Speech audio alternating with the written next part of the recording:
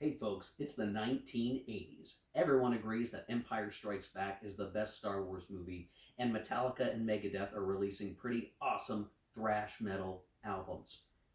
It's also the time period in which the Soviet Union and its Warsaw Pact allies invade Western Germany, bringing forth one of the most destructive conflicts known to mankind. Well, at least it is in NATO, The Cold War Goes Hot, designed by Bruce Maxwell and released by Compass Games. This is the designer signature edition of this game, and we're going to be looking at the review here that comes after my multiple playthroughs solitaire of the game. So I'm all bedecked in my 80s style digs here. This is technically a re release of a game that came out way back and has gone through a really great amount of revision for this release that came out a few years ago at this point, and now I'm finally getting a chance to play it. I've been meaning to do it for a long time, and I can give this one a proper review at this point. So, yeah, 1980s, Cold War Goes Hot, NATO versus Warsaw Pact. Operational in nature, focused on the ground combat of the hypothetical conflict. We're going to take a look at the way that the game is played. Now, there are a lot of really good how to play videos that are out there that I did not seek to replace. Um, and really, my playthrough videos for the game have really been more after action reports. So you can watch those videos to see how the game can evolve. Um, and I have a lot of good commentary on the game mechanics along the way and different strategy considerations. So watch those videos if that interests you. Otherwise, in this video, we'll talk about the components, we'll talk about the rules in somewhat brief fashion, and how the game works and how it operates and what makes it the game that it is. And we'll close the video with my actual sort of complete thoughts and opinions on the game itself. If you'd like to skip to that part of the video, I'll show a timestamp here coming up that you can navigate to in the video player and check that out. Otherwise, you can sit back, relax, and hear me talk about the game components and everything else here in a little bit more depth. So, yeah, let's hit it up.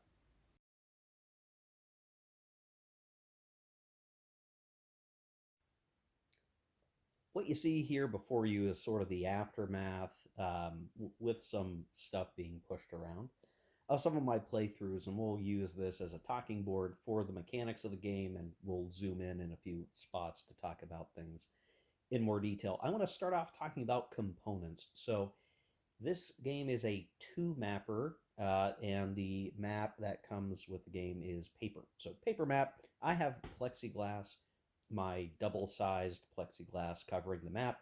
That worked quite well for me. Depending on how you want to deal with map sheets, you may want to get some protective cover.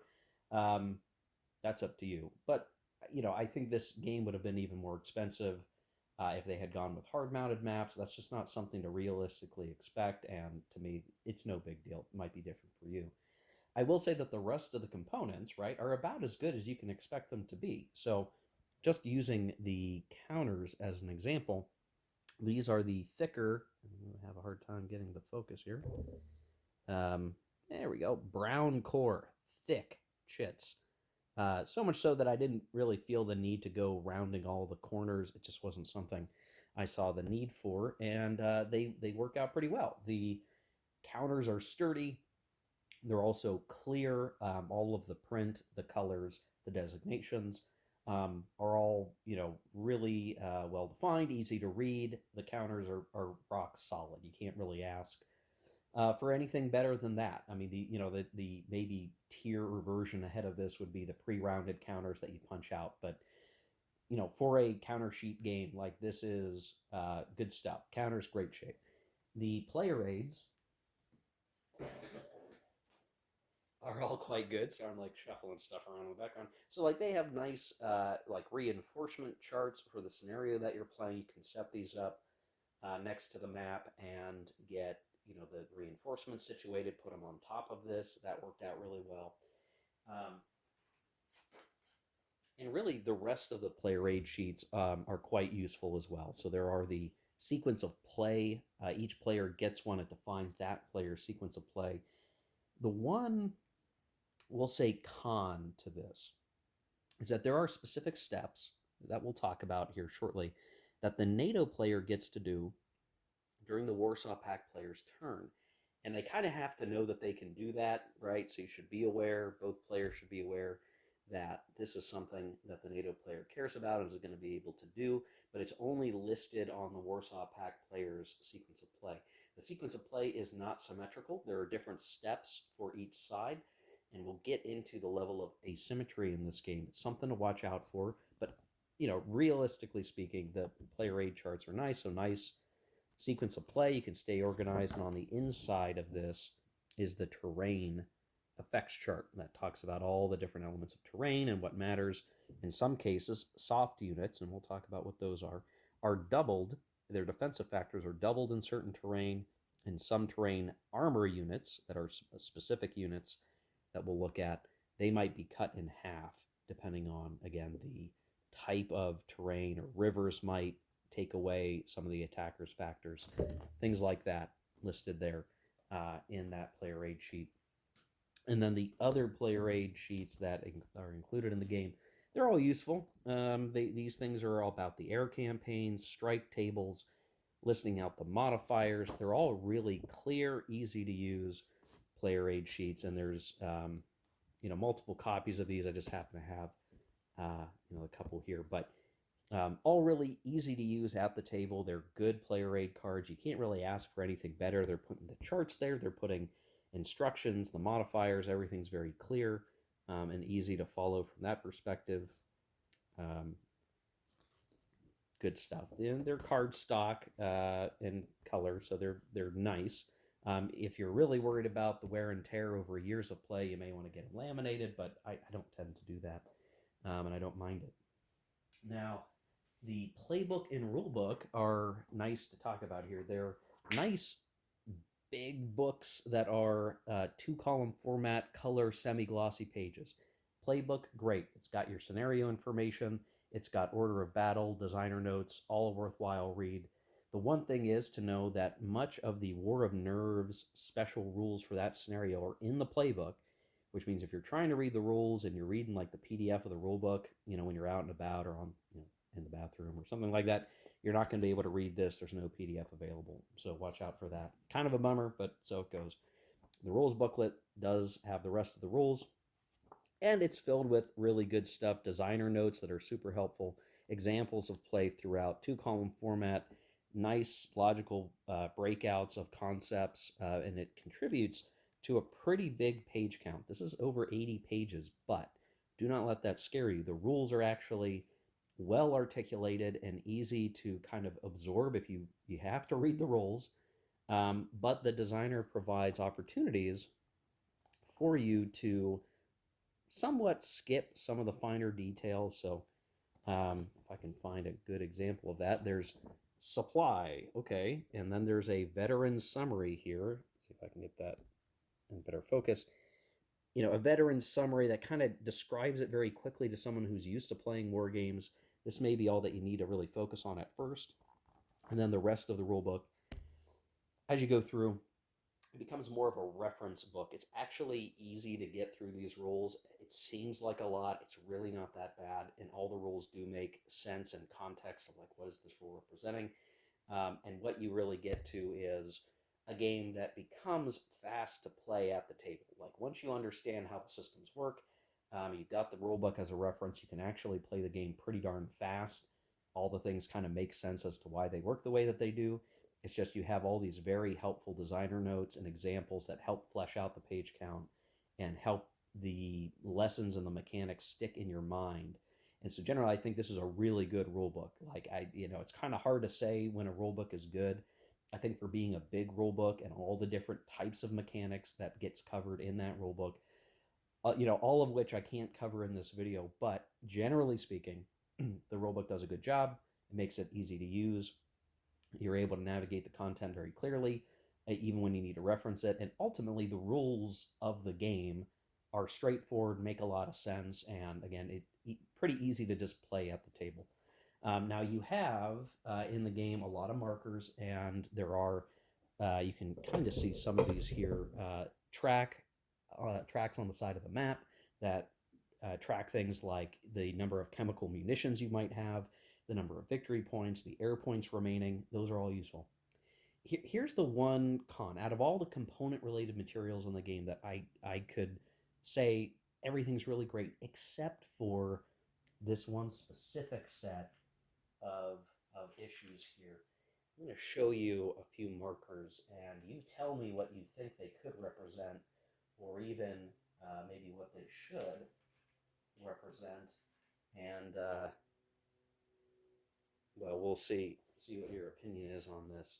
So here we have a scattering of markers with symbols: NATO, Warsaw Pact, planes, a variety of these things. What do you think they represent? Well, I'll tell you.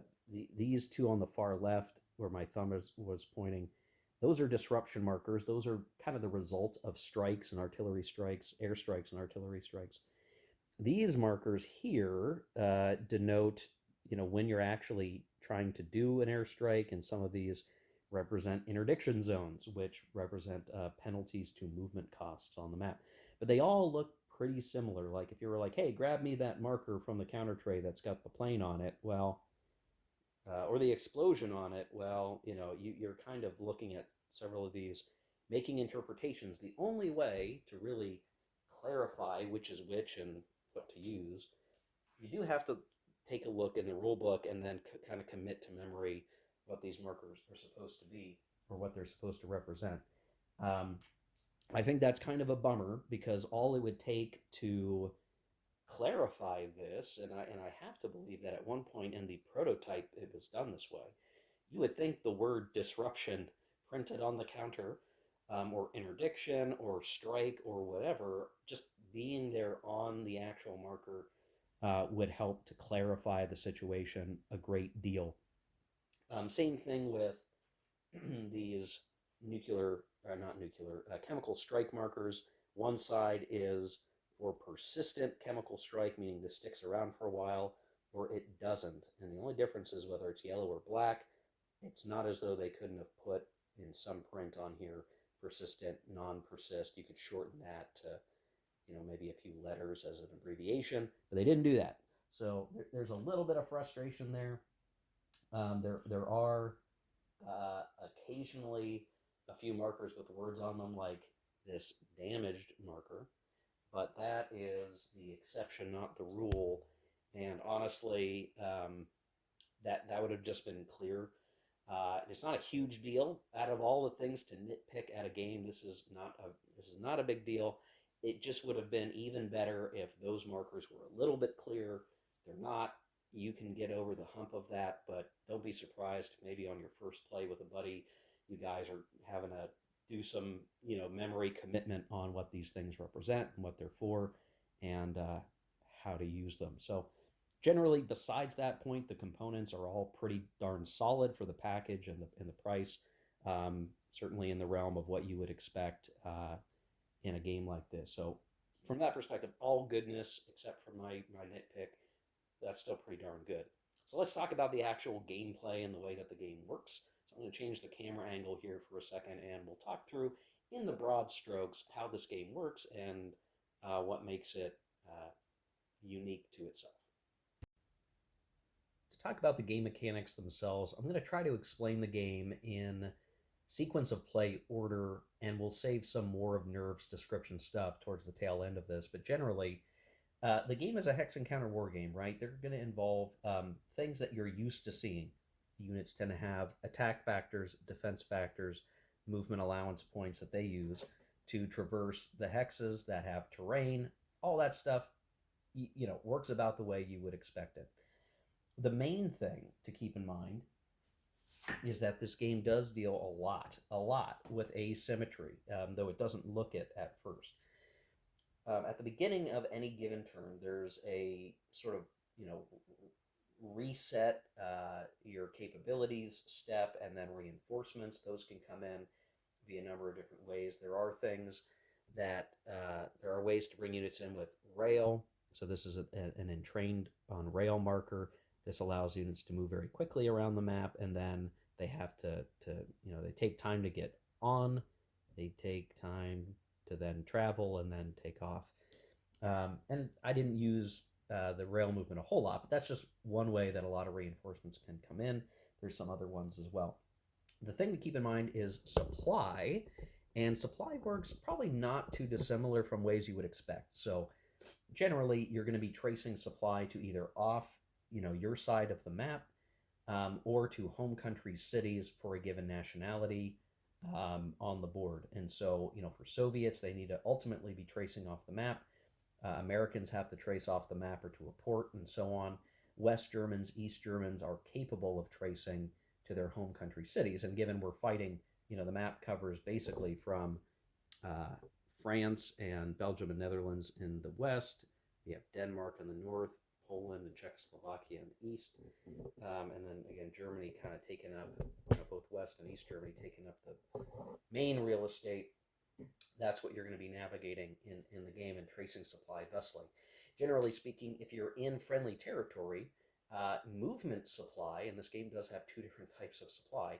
Movement supply is not generally an issue. If you are not in movement supply, you get a marker that looks a little bit like that, and it just denotes that you have half your movement allowance and you've got some limitations on your ability to react and do things like that. If you are outside of a friendly country and you're progressing into enemy territory, your supply line is tethered to your overall unit's HQ. And so in this example here, we've got these units that have a black banner bar at the top of their counter for the Soviets here. They are members of the Southeast German Front, and this is the HQ for that front. You see it over here, we have Polish front units, and they have this white banner at the top. So these units belong to a larger echelon, and that echelon will have an HQ, like this guy here. If you're in enemy territory, like all of these guys pushing into Western Germany, you have to trace first back to an HQ to be in combat supply, and generally movement supply as well. The big difference is combat supply becomes critically important, obviously, on the offense. So you have to trace at least back to the HQ within the HQ's range limit, which is the first number. HQs do not have an attack factor. So this HQ, most Soviet HQs are 6. Most NATO HQs tend to only have 3 or 4. I think 3 might be generally what it is for most, but the French have a 4, I think. So there's a hex limit to your logistical network. The asymmetry at this stage is the Soviets tend to have these nice HQs. They have multiple HQs that all have pretty wide supply ranges. So as long as you can count back 6 hexes to the HQ, you have supply as long as the HQ is in supply. And from an HQ backward, you're really tracing 10 hexes to a controlled city that eventually counts all the way back off map. So you will want to take enemy cities to help secure your supply lines or make it easier to trace supply. And your HQs serve as critically important elements of that as you progress forward. So there are different ways that you can provide supply. If a unit finds itself out of supply, you can do a resupply operation. There are some die rolls for that. But generally, that's how you're going to track supply. You can, bypass enemy cities. You don't have to take them, but they just won't be part of your supply line, and they could cause you trouble eventually. So something to keep in mind for that. Once you've determined your supply status, you're going to be doing movement. Again, there's rail movement, so you can usually if your unit's already done, they're at where you want them to be, you can take them out of being entrained and just take the marker off, and they're good to go.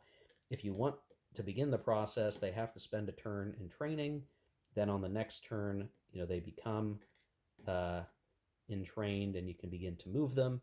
And then on a third turn, you take this marker off wherever they've been. So rail movement tends to be something, if you're really trying to do a strategic shift of weight, maybe, or as reinforcing units are coming on, I didn't find myself doing a lot of north-south movement with rail, so just something to keep in mind. There are rail caps to keep in mind there, but so you go. There's also air and sea movement. Now, depending on how you're doing this, it can be very easy. You're really just picking up units and moving them around, but only certain units can move by that type, depending on what you're doing.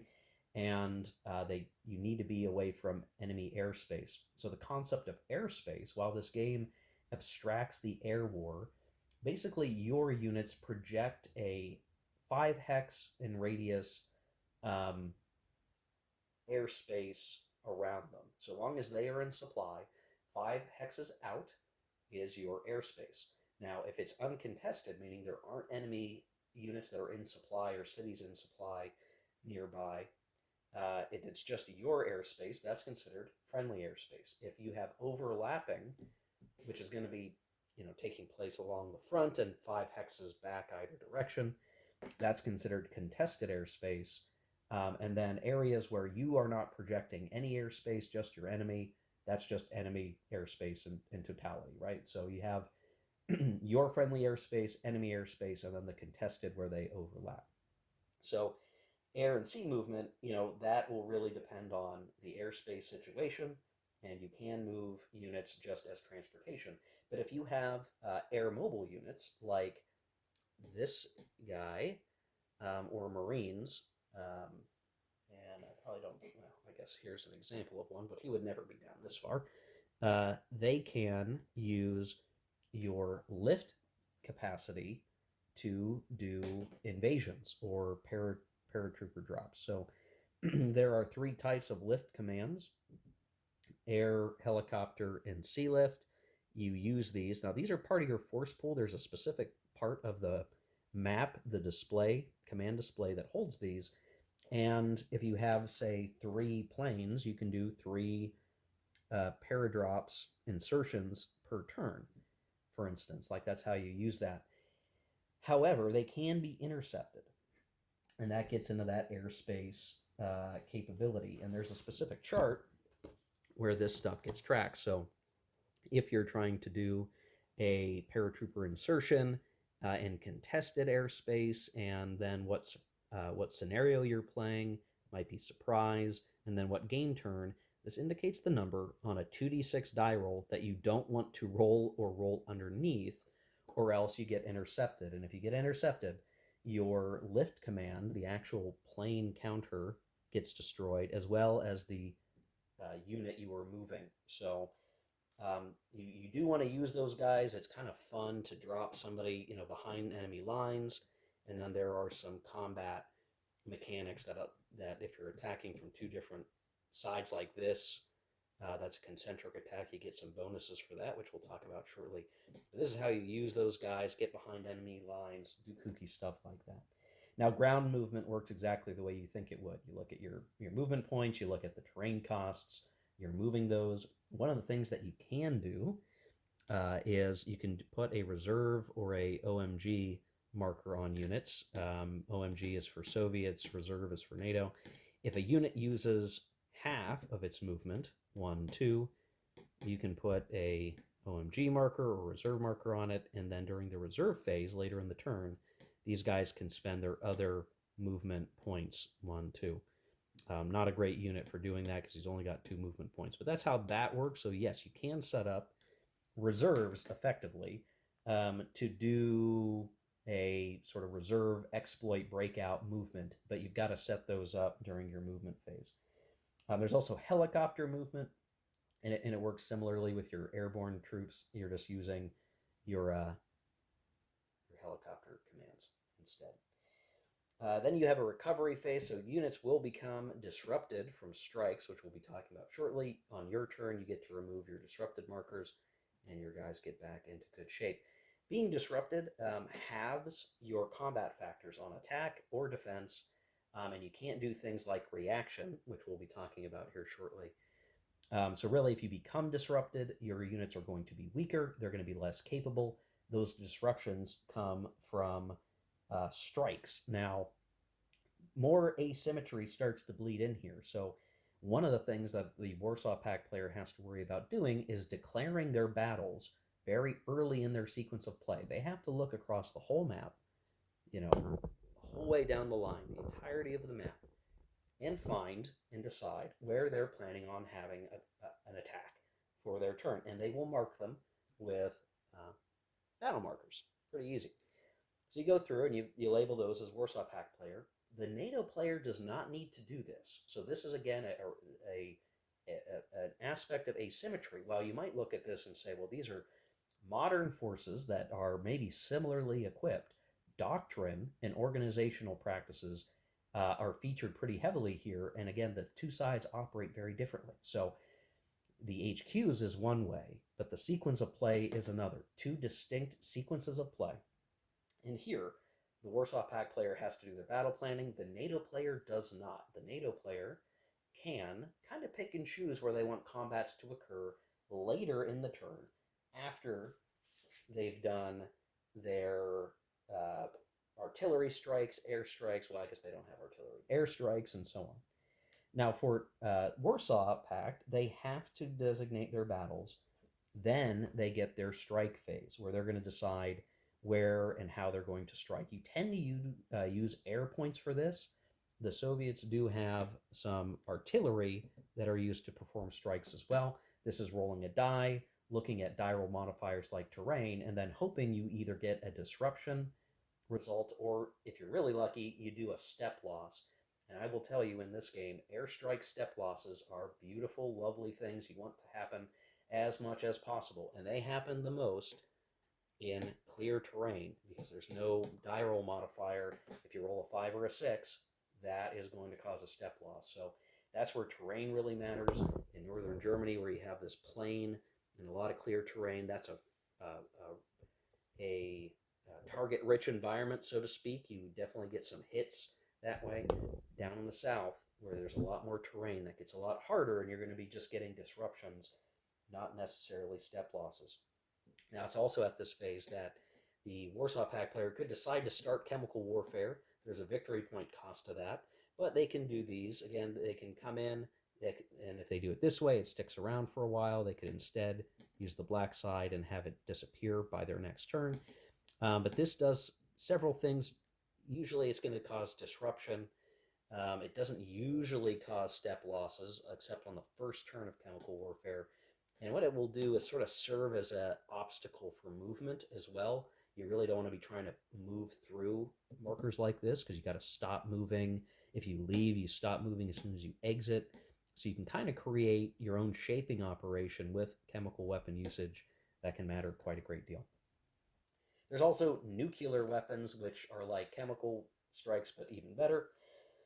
Problem is, if you use them, you could end the game in Armageddon and lose. So caution when you want to go for the big booms, so to speak.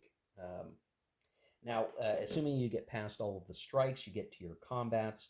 There is something called reaction. Both sides get access to this reaction mechanic, but again, this is asymmetry. The Warsaw Pact is generally worse at it. So what it means is, if we said that these two units here were going to attack this guy, there are some West Germans nearby, and for NATO, so long as they leave units behind in their hex, and of course this hex has 4 units, they can shift one over. And now, whatever combat odds the Warsaw Pact player thought he was getting, it's now harder. And this happens after the airstrike. So if this guy was not disrupted, and this guy was, in the combat, only this guy would be disrupted. He'd be halved. This guy would not be halved. Might actually go pear-shaped for the Warsaw Pact player. This incentivizes using airstrikes to try to disrupt units around your target as a shaping operation, because disrupted units cannot react. Now, NATO has that nice thing where we can move over so long as we don't leave that hex empty. If we were only having the one unit here, this unit could not react. Warsaw Pact player has it worse. So again, that asymmetry. The only way that they can react in is with a unit that does not already have a Zoc, an enemy Zoc on it. So this unit could react into this hex to defend against these guys. But even if there were 2 in this hex, neither one of these units could transition over. So that's just something to watch out for. Reaction, you want to check for it if you can do it. NATO is going to be a little bit better at it. The other thing that will then happen is NATO gets to do defensive strikes, which means based on where that battle marker is, they can spend up to 2 tactical air points or nuclear strikes, but we won't really do that very much, to attack the attacking Warsaw Pact units. They can use their air points to try to disrupt the attacker, so the attacker is halved. You mix that all together, you're reacting units in, making the defensive factors increase. You're striking the attackers, making the attackers' factors decrease. So increasing, decreasing. You can end up with some pretty upsetting battles for Warsaw Pact because of the reactivity of the NATO forces. Now, then there's also the helicopter segment where both sides can put in helicopter brigades, and these take the form of specific helicopter resources that are assigned to a front, like the Northeast German front here with the blue banner. If in range, the HQ can send this unit in to provide help, and that will provide a column shift in the combat. So again, asymmetry here. The NATO player can send some in on the defense. The Warsaw player cannot do this on defense. Finally, you have the actual battle segment itself, and a couple of things to keep in mind. HQs, the Soviet HQs, like these guys, and there's several of them, can also provide HQ support, giving a shift on the combat charts. Only the US HQs can do the same, and in fact, only US HQs have helicopters. So the fact that the Americans start near the Fulda Gap kind of shows the importance of that region. Um, and that's the combat. So, all those mechanics, it works exactly how you might assume. Total up the factors, get an odds ratio, and then roll on the combat results table, and you're going to tend to get results like the attacker might lose a step and the defender retreats. Both sides lose a step, or just the defenders lose a step and get disrupted, and so on. There's a little more nuance to it that I could talk to, but I think that's enough for folks to get a pretty good idea of how it works. Now, one of the things that will happen once you finish doing all that and you do your combats is the combat supply check. So something interesting that this game does is after each combat, you check the units to ensure that they're in combat supply. If they're not, that's when you get the no combat supply marker. So this isn't just happening at the beginning of the turn. This is happening after combat. And what this means is, even if you have units that get cut out of supply, for instance, like something like this is happening, these guys still have the amount of ammunition they had at the start of the day. So they can participate in one combat being supplied at their full strength to ideally maybe knock this guy loose, and then after the combat, they can safely trace supply to their HQ. They don't get the supply marker like this. So that's something that's a little different in this game. That's how that works. Before the end of your turn, you're going to check for those units with the reserve marker who may need to continue moving and finish moving and that sort of thing. And that's generally the turn. Like that is each turn. You're doing a lot of that. Now, there are different circumstances that kick in along the way that are going to affect how and what you're doing on the map. But that's the big parts of it. Cities have organic defensive factors. So the yellow box here indicates 1 or 2. This is how much intrinsic defensive strength the city has that gets added to the defender that's in it. And so even right here, this Polish front unit would have to attack Frankfurt as its own unit, and then if they manage to win and do a step loss and survive, that's all they need. They can take the city. If you have the defensive terrain, and the terrain chart shows this stuff, these soft units, the units without a bracketed defensive factor, get doubled in certain types of terrain, and armor units like this guy or like this guy, they get halved attacking cities and other types of terrain. So terrain does matter. Your supply situation does matter. And you also get additional combat bonuses for having concentric attacks. So if these 4 units, all or 4 hexes, all attacked here, they would get a bonus because they're attacking from all these different sides. So long as this guy has a buddy next to him, thus blocking one of the Zocs, it's a 1 shift to the right. If this guy wasn't around and he's basically isolated, surrounded because of the Zocs, it's 2 shifts to the right for the attacker. And so creating those circumstances where you're hitting an enemy who's disrupted, maybe out of combat supply, you can surround them. Those are going to make for really safe attacks that blow up the enemy. This is where you create additional pressure when you drop somebody behind the lines with your airborne units to create those concentric situations. A lot of stuff like that, a lot of little tactical puzzles to resolve throughout the game. Now, before I kind of wrap up this section, again, there's a lot of asymmetry to keep in mind. There's something called coordination that matters. So, generally speaking, this Polish front unit and this Southeast German front unit can't work together against NATO forces. NATO is made up of multiple nationalities, and no more than 2 nationalities can really cooperate together in a given turn. So, if the Germans and the Americans work together this turn, um, the West Germans really can't work with the Belgians here. There are all these interesting little limitations that make sense in context that are these extra bits of rules that you need to read a paragraph or two about and just become part of your body of knowledge as you play the game. Um, Finally, to wrap up this section of the video, I want to talk very briefly about how you win the game. So right, that matters. There's really 2 avenues, and this doesn't matter if you're playing the War of Nerves or any other of the scenarios. Whichever scenario you pick, generally, there is a training scenario where it works a bit differently, but generally, you're going to win either on victory points or automatic victory. For the Warsaw Pact, their opportunity for victory on victory points really comes from taking control of cities. Each city is worth 1 or 2 or 3 victory points.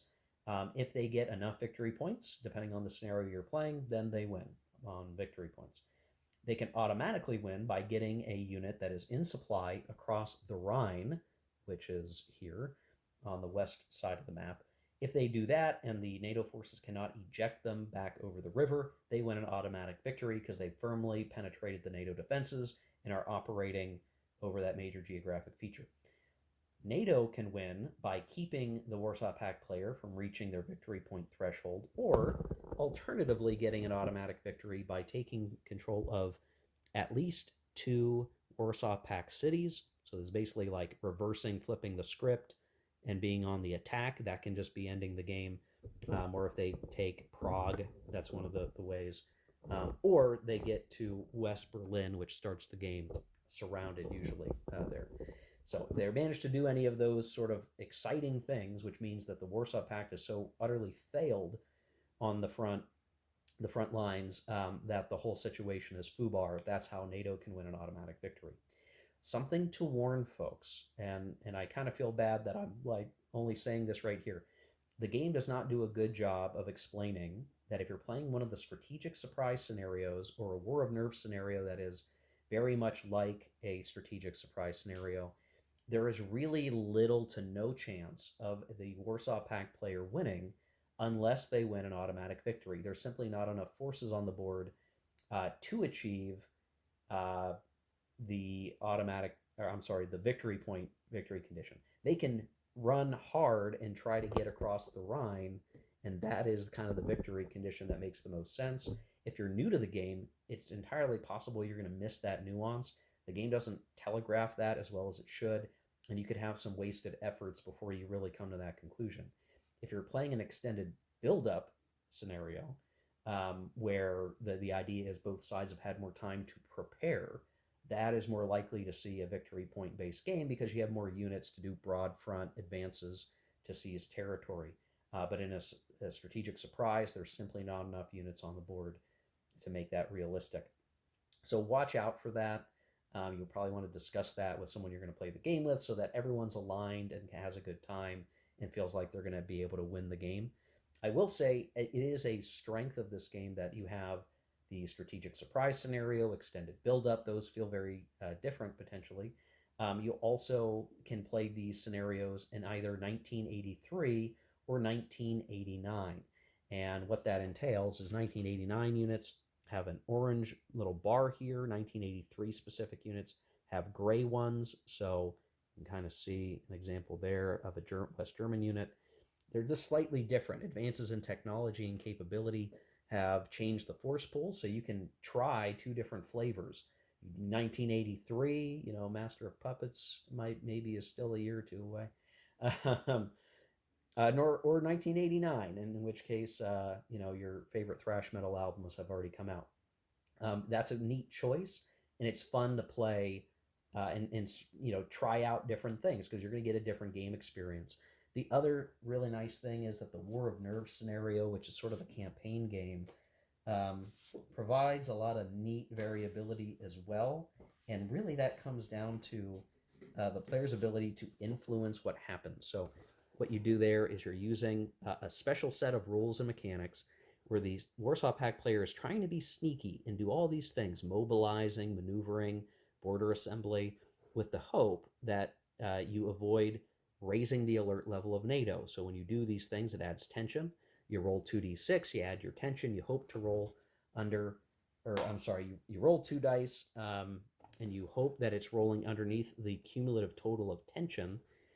If you don't, or you fail that, then the NATO alert level goes up, and that starts to turn the situation from a strategic surprise to a less effective one. And that can have very dramatic effects on the way that the campaign can be played. It might become very difficult for the Warsaw Pact player, as it did in my War of Nerves playthrough, but it's a fun interactive mechanic that can keep the game um, interesting because you can just wind up with very different a different gradient of situations on the map to play and experience, and it offers some replayability for that as well. So the way that the scenarios are provided in the box are a big strength of the game. You have many options and permutations. Obviously, the different games can go different ways depending on, do you focus maybe as the Warsaw Pact player in the north, where there's less terrain but further distance, or the shorter run to the Rhine, but a lot more terrain and tougher defenders.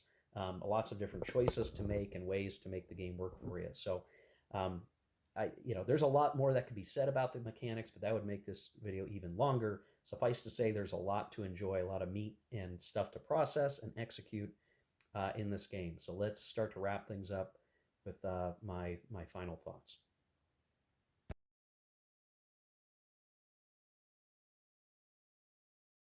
Talking about this game, sharing my thoughts over its quality is actually pretty easy. I'm walking away from this game feeling really pleased with it, generally speaking. So while I can knock the components on the way that the game markers are communicated and sort of the lack of clarity and some things that would have made it a little easier on the players to actually leverage, that's small potatoes. The components are really quite good. Besides that, the gameplay is solid. I really, really appreciate the asymmetry that exists. The sequence of play factors in very important in the way that the two sides operate against one another. The fact that each side has particular weaknesses and strengths that you have to learn and manage as you play the game makes it enjoyable. So seeing the NATO perspective is different than the Warsaw Pact perspective. The fact that you can play several different scenarios that kind of modulate how the forces interact, and you can change, excuse me, the time frame. So the 1983 versus 1989 adds yet another way to shift the game and make it a little bit different. There's just a lot of opportunities to not just play the exact same scenario every time you play. I think that's a really good thing. The fact that the rules are pretty coherent, that the rule book, despite being big, is really accessible and really easy to reference and use, makes it that once you learn the rules, you can play the game very quickly. The game is not super, laborious to play. Like, you can get going, you can play through turns easy and fast. I appreciate it. So if you're looking at this and you're thinking, okay, well, is the game of good quality? Generally, I would say yes, it is. And then whether or not you want to play it, there are certainly other Cold War Goes Hot type of games out right now. You could be playing the Third World War series that was re-released by Compass Games also recently. You could be looking at games like Red Strike. These games all have particular things that make them valuable or worthwhile to play. I think for this one, keeping in mind that NATO, this game, is operational in nature. It's not a strategic game like Third World War. Allows the game to focus on this German front, focus on the progression on a daily basis of that war and conflict, and keeps you zoomed into that. Differentiates it from Third World War. It also differentiates itself from Red Strike, though I don't have a lot of experience with Red Strike yet, is that it does not have a big, nuanced, or complex air system or naval system that sits on top of the game. The air, despite it being abstracted, still feels very valuable. The impact of the airstrikes or the air war is felt in the game, and it's an element that you consider, but you are chiefly concerned with the ground maneuver and warfare. And it's nice to have something that just says, hey, you want to sit down, you want to have a game day, you knock out a campaign and feel like you've fought a pretty good game. I think this can deliver that. And so the time spent is less than maybe other games. I confidently say that you can probably pick a scenario, set it up, play it to completion in a single day of gaming. And I think there's a really good use case for that. If you just want to get a game out, play it, have fun, take it to a convention, take up one slot of your convention rather than a multi-day affair, I think this works really good for that. It doesn't try to do more than it wants to, which is a good thing. It's not trying to layer on additional things that gets in the way of the designer's intent. And I think the War of Nerves scenario, which allows for that variability in what the campaign is going to look like, is a fun, interactive way to provide some replay value. So, very generally speaking, I'm very, very positive about this. Bruce Maxwell does respond on Board Game Geek. I had asked a question about something, and within a day or so, he had responded. So there's still good support for the game. There is some errata, but it's not enormous. You can print that out and kind of keep at as a reference at the table, which is how I did it, and that worked out very well. I didn't feel like I had to reprint the rule book. Things are stable. There are some errata counters that you can ask Compass Games for, so if you pick this up from another store and those replacement counters aren't in the box, you should reach out to Compass Games for that. It's just a few minor counters that needed some adjusting. There's also some map stickers that you can get to fix some very, very minor map errata, but that is very negligible. So I think if you're, like, I could recommend this game very easily. I think it's a well put together game that has a lot of interesting parts to it. It represents these extra additional capabilities like helicopter, paratroop units, and attack choppers in a nice way, that gets mixed into the combat system. It's all very good. So I could easily recommend this to most folks. The question is really going to come down to, are you going to be satisfied with a Third World War, Cold War Goes Hot game that is very much ground combat focused and is operational for the German theater, basically. There's a little bit of Belgium, Netherlands, and France on the map, and some of Czechoslovakia and Poland, and I guess Denmark. But it is principally the fighting in Germany. That is really where the action is happening. If you're okay with that focus, that level of detail, and ease of play, then this is a great recommendation. I really enjoyed my time with this one. I'm glad I finally got to play it. Very pleased with it, very generally speaking. And I think it's worth a look if you're thinking about a game and you're not sure which one to get. I mean, this is a fine starting point. The other nice thing is, compared to some of the other games, this is going to be a little bit cheaper than like Red Strike, and I believe the Compass Winter Sale. I mean, I'm doing this video in December. I believe that sale is still on for a little while longer. If you're watching this now and you're thinking, hey, I think I might want to get NATO, at least as of right now as this video is being recorded, I believe this game is on sale. You can get this at a reduced price, at least a little bit knocked off. Now's a good time to pick it up. So there you go, guys. That's the review for NATO.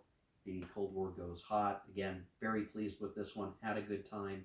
I will be interested to see how this compares to some of the other Third World War conflict games that I'm going to be playing in the near future on the channel, and I'll bring that up probably in my commentary for those games to come.